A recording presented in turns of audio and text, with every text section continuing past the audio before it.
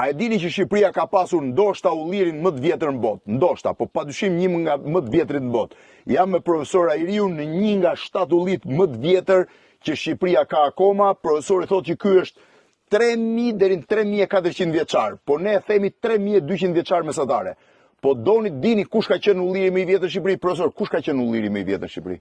Ulliri më i vjetër ishte në popullatën e ullirit Kaninjot. Kaninjot, po? Dhe ishte sipas vlerësimeve aproksimative. Si quaj ulliri? Quaj Matka. Ulliri i Matkës. Matka është ajo pula e detit që. Po. Edhe duke qenë një atill kishte 600 metër kub kuror.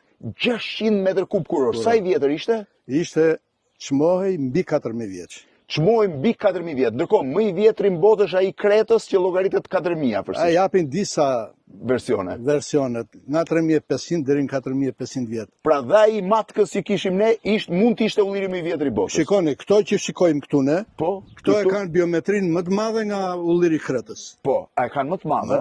Më të madhe, por nuk janë aq të vjetër. Ky e ka biometrin gati 2 fishi ullirit Kretës. Pra Matka ishte nga më të vjetri. Çfarë ndodhi me ullirin e Matkës?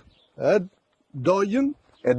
Ngelimi 4 këmbë kështu, sepse ju doj zëndra, trungut, dhe pastaj e bëndru. Një prej ullive më të vjetër të botës, ndoshta më të vjetrin e botës që mund të shërbente si një super atraksion turistik, e dogjën dhe e bëndru. Po, mos u çudit që edhe këto mund mos i gjesh. Mund mos i gjej kur kthehemi herën tjetër. Këto duhet të jenë monopol i shtetit. Kjo ndodh vetëm me ne, të zhdukësh një nga ullit më të vjetër të botës. Profesor, shumë faleminderit. Ishte kënaqësi. Kënaqësia ishte gjitha jona.